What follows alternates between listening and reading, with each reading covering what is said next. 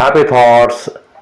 प्रिय विद्यार्थियों, वर्ष 2021 का जो सत्र है वो ऑनलाइन कक्षाओं के नाम रहा है। कोरोना काल के कारण बहुत सारे विद्यार्थियों को न तो बुक्स मिल पाई है और न ही सीरीज की व्यवस्था ठीक प्रकार से हो पाई है। इसी उद्देश्य को ध्यान में रख करके हम समझते हैं कि आपके पास एंड्रॉयड मोबाइल तो जरूर है, और इस लाइव क्लास में मैं डॉक्टर प्रवीण शर्मा आप सभी का बहुत बहुत हार्दिक स्वागत करता हूं। और उम्मीद है कि इस एक्जोटिक गाइडेंस की जो सीरीज हमने प्रारंभ की है, इसके माध्यम से उन विद्यार्थियों को बहुत ज़्यादा हेल्प मिलेगी जिनके पास न तो गाइड है और न ही किसी प्रकार की सीरीज है और न ही किसी प्रकार की बुक है।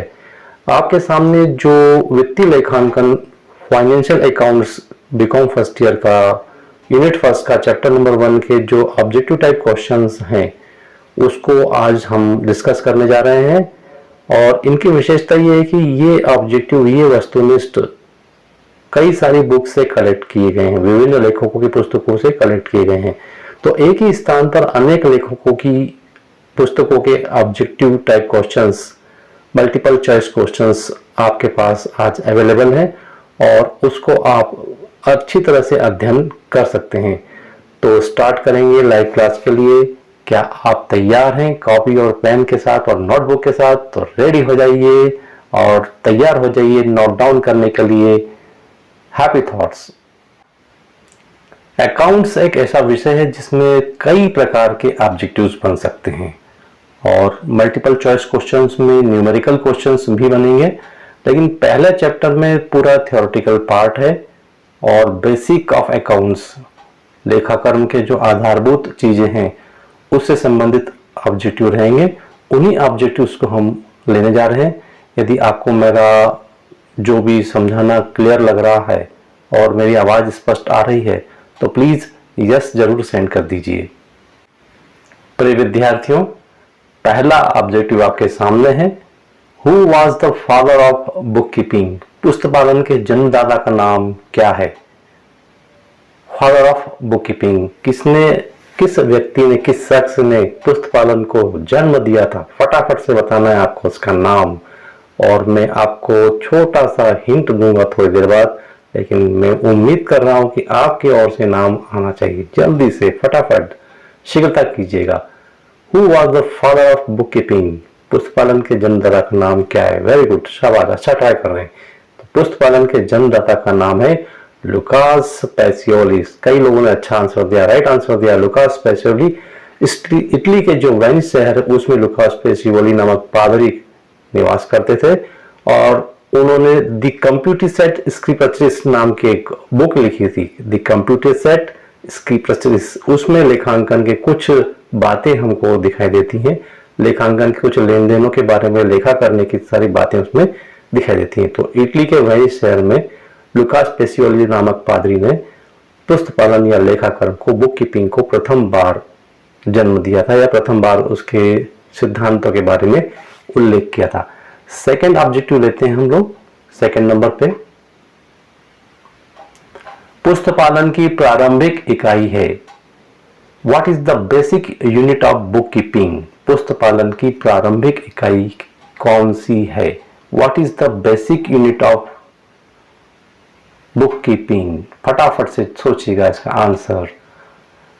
Basic unit of bookkeeping आप जानते हैं और वो है रोज नामचा। उसका आंसर है रोज नामचा या जर्नल एंट्रीज। जर्नल एंट्रीज में आप जानते हैं 5 कॉलम्स होते हैं, जिसमें पहला कॉलम रहता है डेट का, दूसरा पर्टिकुलर्स का, तीसरा एलएफ लेजर फोलियो का, चौथा डेबिट अमाउंट और पांचवा क्रेडिट अमाउंट। तो जो भी लेन देन या लेखा होता है, जो ट्रांजैक्शन होता है, which type of transaction is being conducted in business, उस संबंधित जितने भी ट्रांजैक्शंस होते हैं उनको सबसे पहले रोज नामचा प्रविष्टि की जाती है, जर्नल एंट्रीज में उसको लिखा जाता है। तो पुस्तपालन की जो प्राइमरी या बेसिक यूनिट है वह है, प्रारंभिक इकाई है रोज नामचा प्रविष्टि, journal entries. Date, particular, LF यानी लेजर फोलियो। लेजर फोलियो यानी खाता बही का कॉलम रहता है कि किस खाता बही, खाता में उसको जो संबंधित प्रविष्टि है उसको लिखा गया है। तो मैं उम्मीद करता हूँ आपको बहुत अच्छी तरह से समझ में आया होगा। यदि समझ में आया है तो आपकी तरफ से मुझे यस मिलना चाहिए। Thank you very much. Yes देते रहिएगा, आगे बढ़ते रहिएगा। नेक्स्ट क्वेश्चन लेते हैं नंबर 3, लेखांकन की भाषा क्या है? The language of accounting. What is the language of accounting? लेखांकन की भाषा क्या है जिसमें लेखे किए जाते हैं? What is the language of accounting? फटाफट से जवाब दीजिएगा, सोचिएगा फटाफट। क्या लेखांकन की भाषा इंफॉर्मेशन है? क्या लेखांकन की भाषा रुपया पैसा है? क्या लेखांकन की भाषा केवल पैसा है? क्या लेखांकन की भाषा मनी है, मुद्रा है? Yes, correct answer. लेखांकन की भाषा है मनी या मुद्रा। जिसमें लेखा किया जाता है उसको बोलते हैं मुद्रा या मनी। तो लेखांकन की भाषा का नाम मुद्रा या मनी है। फिर नेक्स्ट ऑब्जेक्टिव आपके सामने है, पुस्तपालन के व्यापारिक लेन देनों को बहियों के समूह में लिखने की कला है। पुस्तपालन व्यापारिक लेन देनों को बहियों के समूह में लिखने की कला है। किसने ऐसा कहा है? Bookkeeping is the art of recording business dealings in a set of books. Who said? पुस्तपालन व्यापारिक लेन देनों को बहियों में समूह में लिखने की कला है। Bookkeeping is the art of recording business dealings in set of books. एक बहुत ही मशहूर अकाउंट्स के विशेषज्ञ हो गए हैं, लेखाकरण के एक बहुत ही मशहूर और बहुत ही ज़्यादा ओल्ड पर्सन रह चुके हैं, जिन्होंने कई सारी परिभाषाएं अकाउंटिंग की दी है। और उनका नाम आपको बताना है कि ये कोटेशन किसका है। पुस्तपालन व्यापारिक लेन देनों को बहियों के समूह में लिखने की कला है। Bookkeeping is the art of recording business dealings in a set of books. Who said? Yes, J.R. Batliboi. उनका नाम है J.R. बॉटली बॉय। J.R. बॉटली बॉय ने बहुत सारी डेफिनेशंस भी दी हैं। उनका नाम है J.R. बॉटली boy.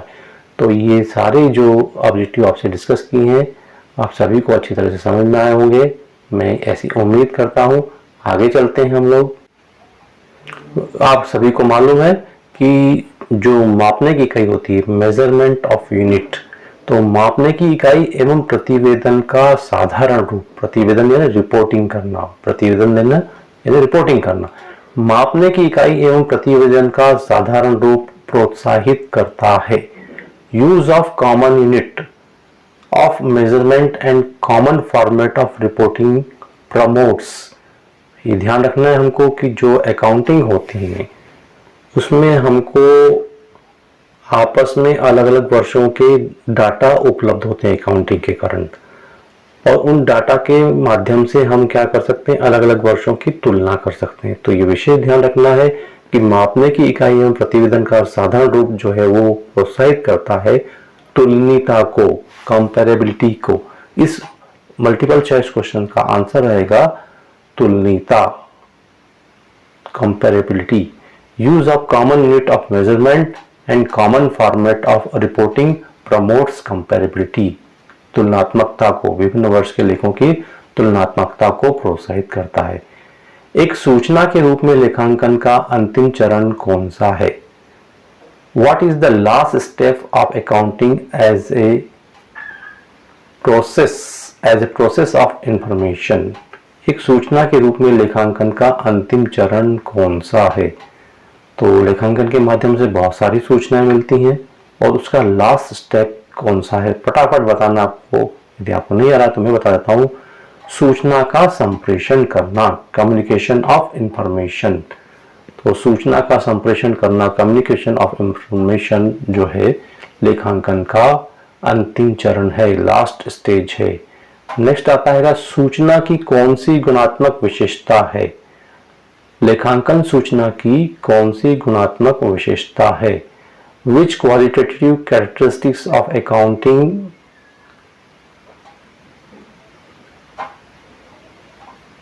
information, accounting information reflected?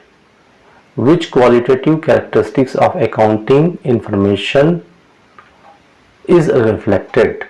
लेखांकन सूचना की कौन सी गुणात्मक विशेषता जो है होती है? इसका भी आंसर रहेगा तुलनीयता या कंपैरेबिलिटी, तुलनात्मकता या कंपैरेबिलिटी।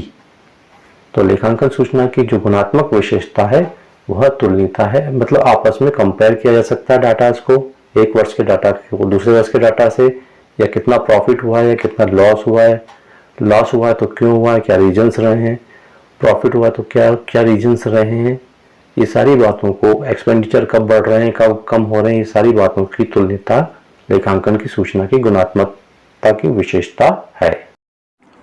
डिस्क्रीट या खंडित श्रेणी में गुणोत्तर माध्य की गणना करने के लिए अलग अलग स्टेप्स जो होती हैं उन स्टेप्स को हम फॉलो करेंगे और कुल मिलाकर के 4 स्टेप्स में हम खंडित श्रेणी, जिसमें फ्रीक्वेंसी होती है, आवृत्ति दी गई होती है, उसके अकॉर्डिंग हम लोग अलग अलग स्टेप्स में गुणोत्तर माध्य की गणना करते हैं, जैसा कि आपको स्क्रीन पर साफ दिखाई दे रहा है। पहली स्टेप में आपको लेना है लॉग, जो भी वैल्यूज़ दी गई हैं उसमें आपको उसके अकॉर्डिंग सबसे पहले लॉग लेना है, जो वैल्यूज़ दी गई हैं उनका लॉग लेना है फर्स्ट स्टेप, पहले चरण में, फर्स्ट स्टेप में। सेकेंड स्टेप में आपको जो संबंधित वैल्यू के सामने जो फ्रीक्वेंसी दी गई है उस फ्रीक्वेंसी के अकॉर्डिंग आपने लॉग टेबल के माध्यम से जो लॉग निकाला हुआ है और जो फ्रीक्वेंसी दी गई है, सेकेंड स्टेप में आपको लॉग और फ्रीक्वेंसी का आपस में मल्टीप्लिकेशन करना है, अर्थात गुणा करना है। जो जो मल्टीप्लिकेशन आते जाएंगे वो आप नोट करते जाएंगे। फिर उसके बाद आता है थर्ड स्टेप, तीसरा चरण। थर्ड स्टेप में आपको करना केवल इतना है कि जो भी क्वेश्चन में फ्रीक्वेंसी दी गई है और आपने जो भी लॉग निकाले हैं उन लॉग और फ्रीक्वेंसी का आपस में आप गुणा करने के बाद टोटल लगाएंगे। तो थर्ड स्टेप रहेगा, आपने जो लॉग और फ्रीक्वेंसी का मल्टीप्लिकेशन किया है उस गुणनफल का आपको टोटल लगाना है, आपको योग करना है। तो ये हो जाएगा step number third. Step number first में हमने पहले लॉग की वैल्यूज़ ली, फिर स्टेप नंबर 2 में जो फ्रीक्वेंसी दी गई है फ्रीक्वेंसी और लॉग का आपस में गुणा किया, फिर स्टेप नंबर 3 में हमने जो लॉग लिए थे उनका टोटल लगाया, उनका योग किया।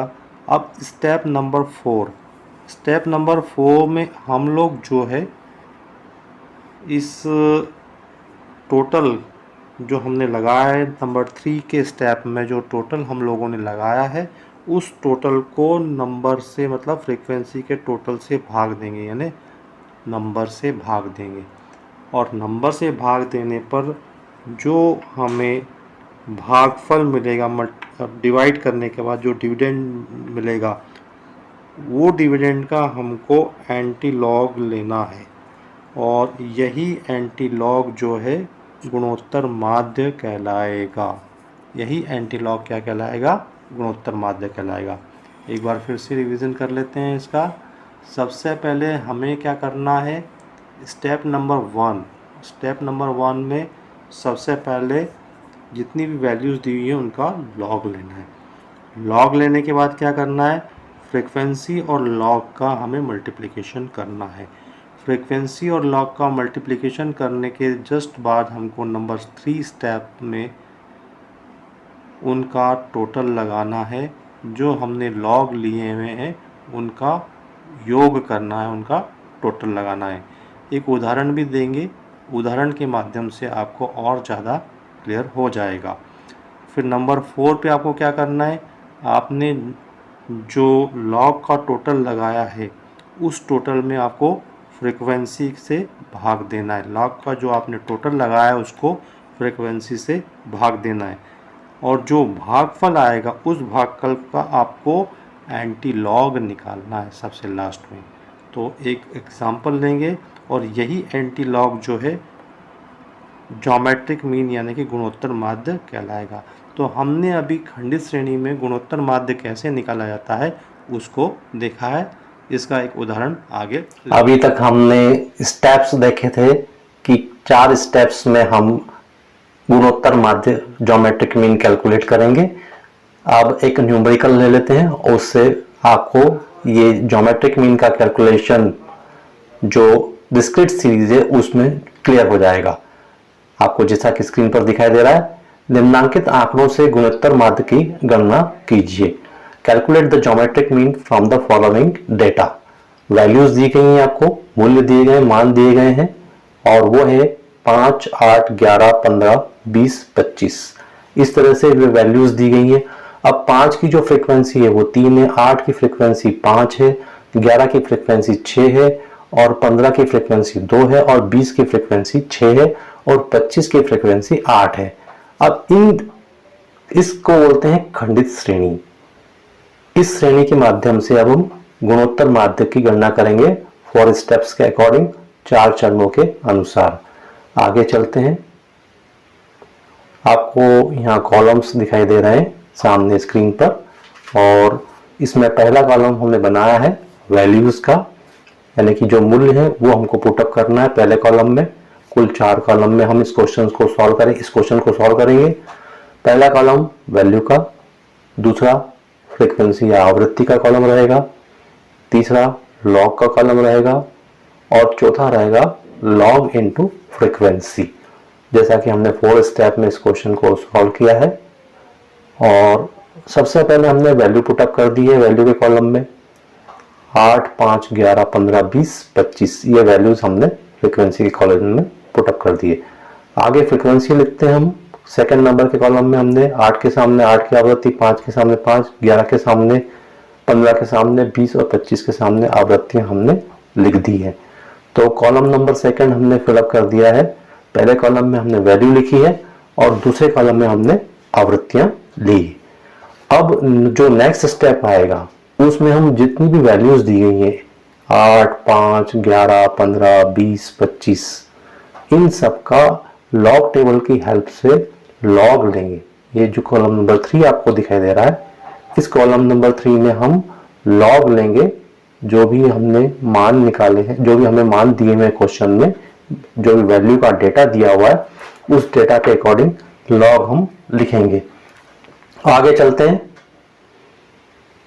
कॉलम नंबर 3 में हमने सबसे पहले जो वैल्यू दी हुई है 8 का जो लॉग आएगा, लॉग टेबल से हमने लिया है 0.6990। फिर नेक्स्ट है 5, जो वैल्यू दी गई है 5 उसका लॉग है 0.9031। 11 का लॉग हो जाएगा लॉग टेबल की हेल्प से 1.0414, और आगे 15 का, 20 का और 25 का। तो कॉलम नंबर 3 में हमको जितने भी मान दिए गए हैं उन मान के अकॉर्डिंग लॉग लिखना है। लॉग की वैल्यूज को लॉग टेबल की सहायता से लिखना है। आगे की स्टेप में नंबर 4 में हम लॉग और फ्रीक्वेंसी का गुना करेंगे, यानी कॉलम नंबर 2 में जो आवृत्तियां दी गई हैं उनका कॉलम नंबर 3 में जो लॉग हमने निकाले हैं उन लॉग और फ्रीक्वेंसी का आपस में मल्टीप्लिकेशन करेंगे या गुना करेंगे। आपके सामने स्क्रीन पर दिखाई दे रहा है आपको फ्रीक्वेंसी और लॉग। कॉलम नंबर 2 और कॉलम नंबर 3 का मल्टीप्लिकेशन यानी गुणा करने पर कॉलम नंबर 4 की वैल्यूज हमें मिल रही हैं। कॉलम नंबर 4 में लॉग इनटू एफ मतलब फ्रीक्वेंसी और लॉग का गुणा, 3 का गुणा हमने किया है 0.6990 में, तो 2.0970 आएगा। इसी प्रकार से 5 का गुणा किया, इसी प्रकार से 6 का गुणा किया, इसी प्रकार से 2 का गुणा किया, फिर 6 का गुणा किया और फिर 8 का गुणा किया। तो ये सारी वैल्यूज जो हैं मल्टीप्लिकेशन के बाद कॉलम नंबर 4 में हमें मिल गई हैं, और इन सभी वैल्यूज का हमें टोटल लगाना है, क्योंकि जो फॉर्मूला होगा उसमें लॉग्स इनटू एफ भी है और उसका टोटल लेना है हमें। तो कॉलम नंबर 4 का जो टोटल है वो आपको स्क्रीन पर स्पष्ट दिख रहा है। उसमें 34.1023 यानी 34.1023 दिखाई दे रहा है। साथ ही साथ कॉलम नंबर 2 जो है, अभी हमने कॉलम नंबर 4 का टोटल लिया है जो 34.1023 है। साथ ही साथ कॉलम नंबर 2 जो फ्रीक्वेंसी का कॉलम है, उस कॉलम का भी टोटल हमको लगाना होगा जो कि n कहलाएगा, और ये n आ रहा है 30। तो कॉलम नंबर 2 का टोटल और कॉलम नंबर 4 का टोटल हमने लगाया है। पहले हम देख चुके हैं कितने स्टेप्स में इस क्वेश्चन को करना है। There will be 4 columns. Column number 1 regarding values, column number 2 regarding frequency, column number 3 the log of values, and column number 4 log multiply by frequency. तो इस तरह से हम लोग आगे बढ़ेंगे। अब फार्मूले को लेते हैं और फार्मूले के अकॉर्डिंग, सूत्र के अकॉर्डिंग हम पुटअप करेंगे वैल्यूज को। तो ज्योमेट्रिक मीन का जो फार्मूला है वो है geometric mean is equal to, जैसा कि आपको दिखाई दे रहा है यहाँ पर, geometric mean is equal to antilog of sigma log into F upon N. प्रति लघु गुणक किसका लेना है हमको? जो हमने पूरा टोटल लगाया है लॉग इंटू एफ का, उसके बटे में आवृत्ति का टोटल रहेगा। तो anti log of 34.1023 divided by 30, 34.1023 को हम भाग देंगे 30 से। पहले 30 से उसको भाग देंगे 34.1023 को, और फिर जो आया है 1.1367, 1.1367 30 से भाग देने पर किसको भाग दिया है? 34.1023 को 30 से भाग दिया हमने। अब ये जो आया है 1.1367, इसका एंटीलॉग लेंगे एंटीलॉग टेबल की सहायता से। तो एंटीलॉग टेबल की सहायता से एंटीलॉग लेने के लिए आपको 0.13 का 67 देखना है, और उसके बाद 1 में प्लस किया n+1 तो 2 हो गया। तो जो डेसिमल पॉइंट है वो 2 डिजिट राइट हैंड साइड पर लगाना होगा। जो 0.1367 की वैल्यू है वो 1370 है, 1370 है, और 2 डिजिट बाद, 2 नंबर्स बाद हमने इसको डेसिमल पॉइंट लिया, तो इसका जो ज्योमेट्रिक मीन हो जाएगा आंसर के रूप में 13.70। इस तरह से हम खंडित श्रेणी में इस प्रकार से ज्योमेट्रिक मीन की गणना इस सूत्र के माध्यम से करेंगे।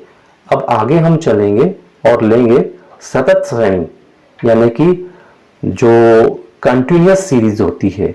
कंटिन्यूअस सीरीज में ज्योमेट्रिक मीन का कैलकुलेशन करने का प्रोसीजर क्या है, उसमें भी स्टेप्स खंडित श्रेणी के हिसाब से ही रहेंगे, लेकिन थोड़ा सा उसमें चेंज आ जाता है क्योंकि उसमें समूह दिए हुए होते हैं, उसमें ग्रुप्स दिए हुए होते हैं।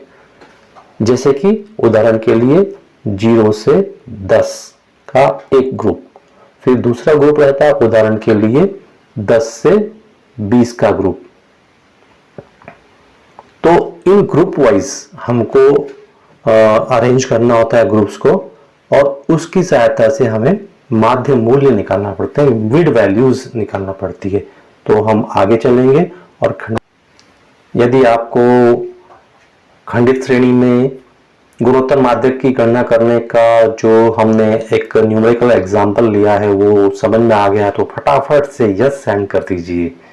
यस सेंड करेंगे तो मुझे मालूम चलेगा कि आपको अच्छी तरह से समझ में आ रहा है। शाबाश, जल्दी से यस सेंड कीजिएगा। फिर हम आगे बढ़ते हैं। अब खंडित श्रेणी के बाद सतत श्रेणी में, यानी कि ग्रुप सीरीज या कंटिन्यूअस सीरीज में किस तरह से गुणोत्तर माध्य की गणना की जाती है।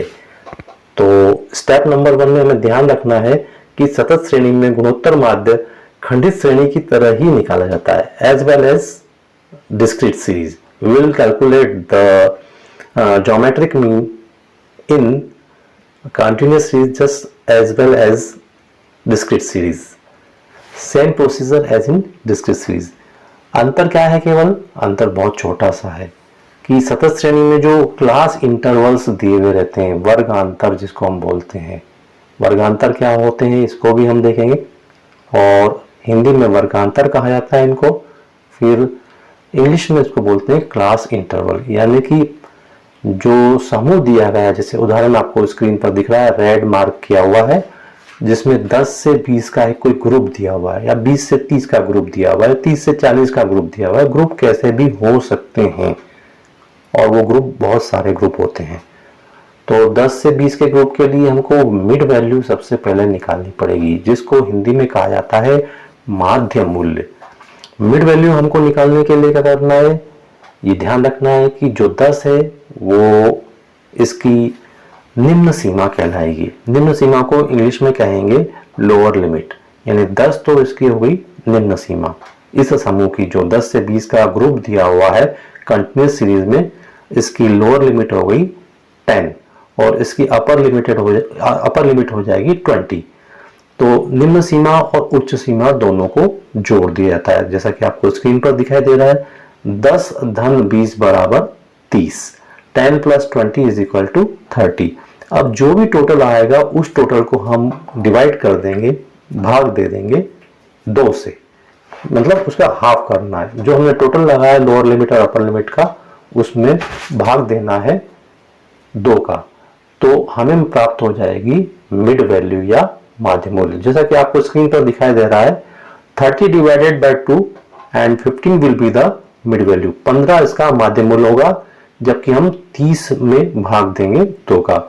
एक और एग्जांपल हम ले सकते हैं। यदि मान लीजिए 20 से 30 का ग्रुप दिया हुआ है, तो 20 उसकी लोअर लिमिट हो गई, 30 उसकी अपर लिमिट हो गई।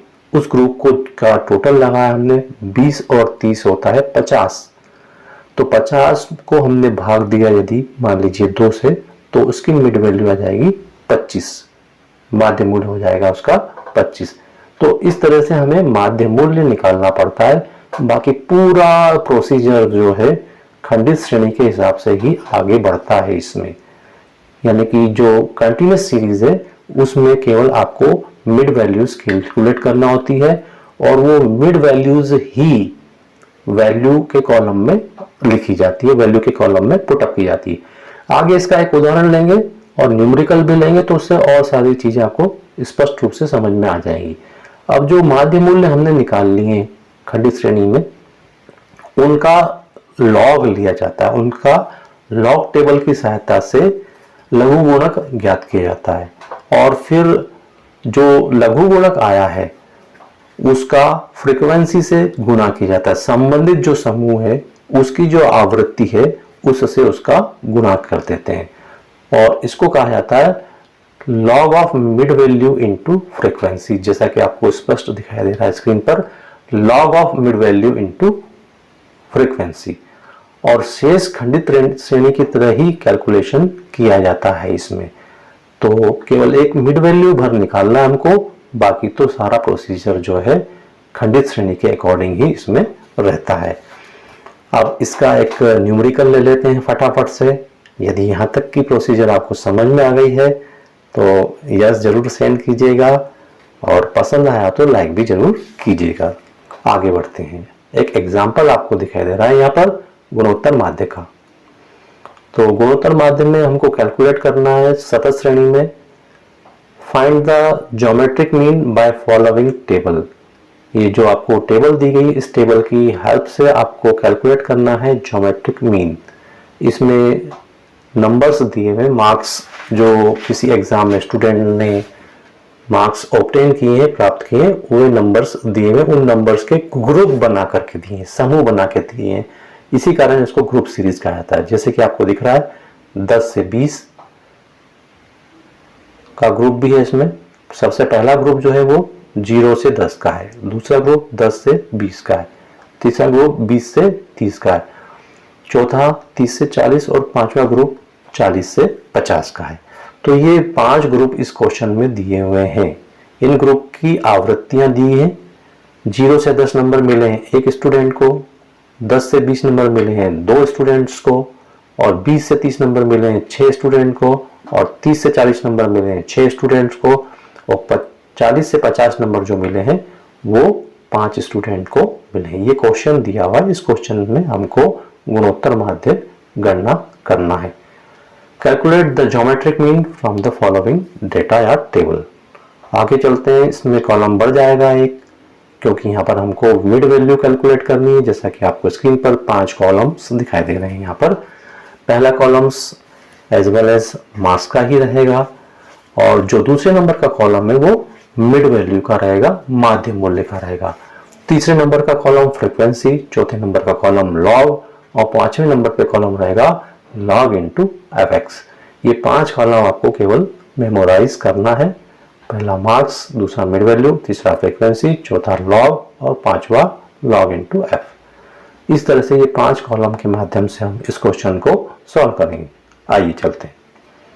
सबसे पहले हम पहले कॉलम में मार्क्स लिख देंगे, 0 to 10, 10 to 20, 20 to 30, 30 to 40, 40 to 50।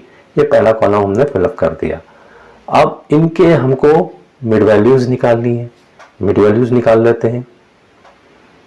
10 और 0 को प्लस किया तो 10, और 10 को डिवाइड किया हमने 2 से, तो मिड वैल्यू आ जाएगी उसकी 5। 2 पंजे 10, 2 5 जा 10। नेक्स्ट जो ग्रुप है वो है 10 से 20 का, तो उसका टोटल हो जाएगा दोनों का, लोअर लिमिट और अपर लिमिट का 30, और 30 को डिवाइड कर देंगे हम 2 से, तो हो जाएगा 15। तीसरा ग्रुप है 20 से 30 का, उसका टोटल 50 हुआ, तो 50 को 2 से डिवाइड किया हमने, 25 उसका मिड वैल्यू हो जाएगा। चौथा ग्रुप जो दिया है 30 से 40 का, उसको डिवाइड किया हमने 70 को 2 से, इनका टोटल हो गया 70, और 70 को 2 से हमने डिवाइड किया तो हो गया 35। सबसे लास्ट में है 40 से 50, इसमें 90 टोटल बनता है दोनों का। 40 और 50 को प्लस किया, लोअर लिमिट अपर लिमिट को प्लस किया और डिवाइड किया 2 से, तो इसका मिड वैल्यू माध्य मूल्य बन जाएगा 45। इस तरह से ये सारे माध्य मूल्य बन गए। कॉलम नंबर 2 कंप्लीट हो गया। अब कॉलम नंबर 3 में जो क्वेश्चन में इन्होंने फ्रीक्वेंसी दी हुई है, उस फ्रीक्वेंसी को राइट डाउन कर देंगे। आगे चलते हैं। फ्रीक्वेंसी हमने लिख दी है यहाँ पर कॉलम नंबर 3 में।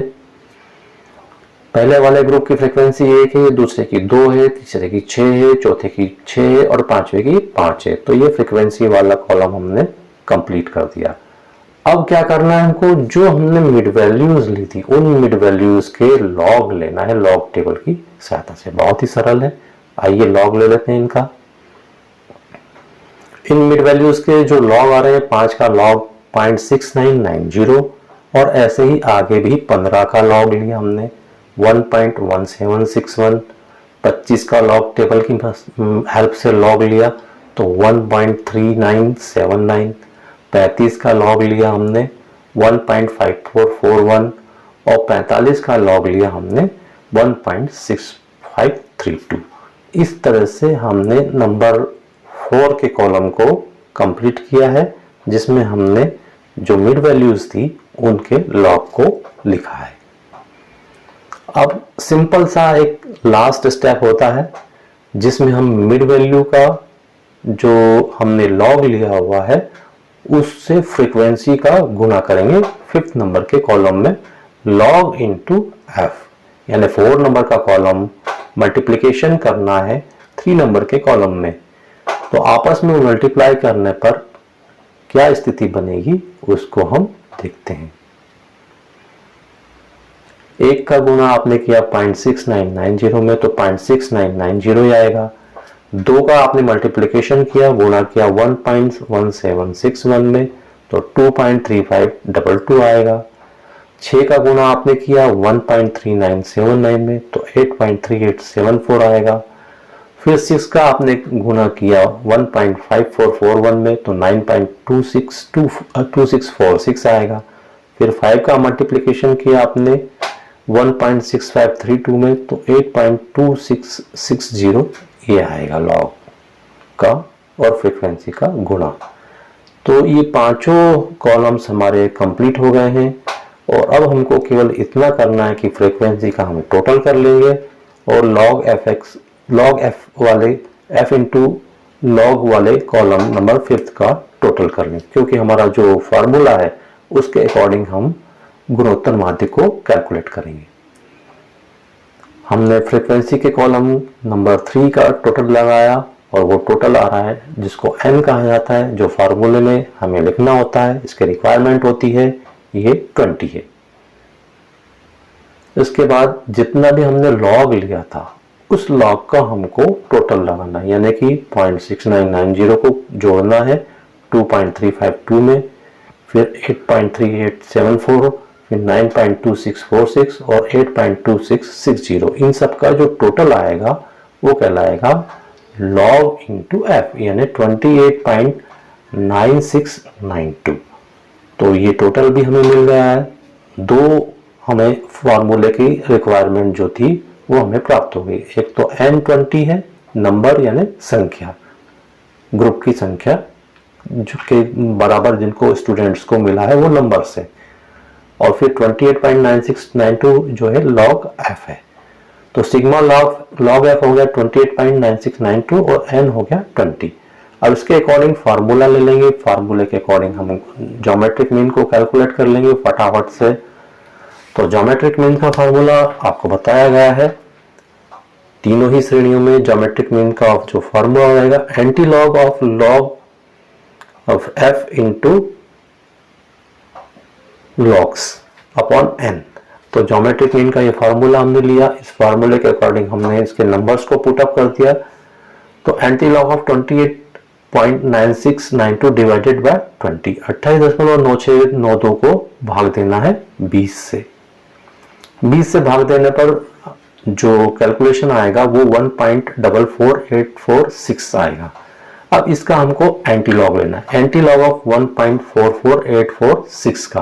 तो एंटी लॉग टेबल की हेल्प से हम 0.44 का 84 देखेंगे और उसकी वैल्यू आएगी 28.08, और इसके 1 के अकॉर्डिंग 28 के बाद डेसिमल पॉइंट लगेगा।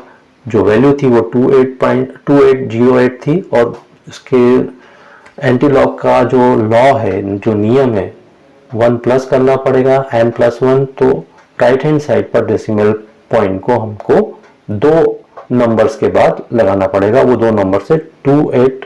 तो आंसर हो जाएगा geometric mean is equal to 28.08। तो इस तरह से हमने आज दोनों ही श्रेणियों में, एक खंडित श्रेणी और दूसरी जो है कंटिन्यूअस सीरीज, जिसको कि हम सतत श्रेणी के नाम से जानते हैं, इसमें लॉग का कैलकुलेशन के माध्यम से ज्योमेट्रिक मीन को हमने आज देखा है। और मैं उम्मीद करता हूं कि आपको स्पष्ट हुआ होगा। इसकी आपको प्रैक्टिस करना चाहिए, और साथ ही साथ जो भी आप सीख रहे हैं उसके लिए कृपया करके धन्यवाद दे दीजिएगा। थैंक यू सो मच, आपने समय निकाला, आपने सीखा, समझा ध्यानपूर्वक, बहुत बहुत धन्यवाद। अगले वीडियो में या अगली क्लास में हम लोग फिर से मिलेंगे।